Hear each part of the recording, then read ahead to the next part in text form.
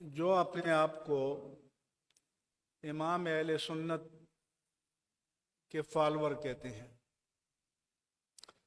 امام اہل سنت نے تو کرائٹیریا بتا دیا ہے کہ ہر ایرا غیرہ پیر نہیں بن سکتا۔ پیر بننے کے لیے انہوں نے 4 کوالیفیکیشنز بتائی ہیں۔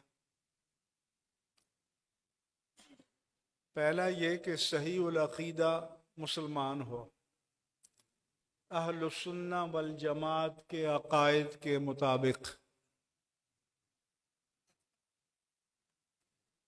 پھر یہ کہ وہ گھوڑوں والی سرکار نہ ہو، کتوں والی سرکار، کبوتروں والی سرکار، وہ اپنے عقائد کے دلائل بھی جانتا ہو، صاحب علم ہو، پھر وہ علم کے تقاضے پر عمل بھی کرے، اور پھر اس کی کڑی جڑی ہوئی ہو سلسلہ بسلسلہ تاجدار کائنات سے۔ تو جس کا دین کے علم سے تعلق ہی نہ ہو، جو دھمال ڈال رہا ہو نوجوانوں اور لڑکیوں کا مخلوط، جہاں مرد و زن کا مخلوط اجتماع ہو، جہاں شریعت کے احکام کی کو علانیہ پامال کیا جا رہا ہو۔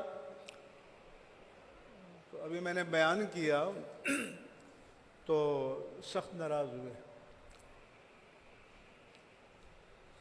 کہ بھئی سید کا احترام کرتے ہیں لیکن شریعت سادات پر بھی حاکم ہے،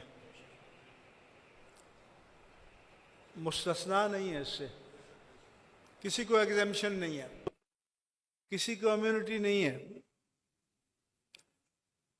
تو اگر وہ سید ہے لیکن متشرع اور متدین نہیں ہے تو اس کو مقتدا اور پیشوا نہیں بنائیں گے۔ تو حضرت لے کر آئے کہ حضرت نے کہا کہ سید بدعمل بھی ہو تو تعظیم کرو۔ میں نے کہا کہ دنیاوی معاملات میں تعظیم تو کریں گے لیکن مقتدا بولو، کیونکہ اعلیٰ حضرت نے یہ لکھ دیا ہے، اس کے لیے معیار ہے۔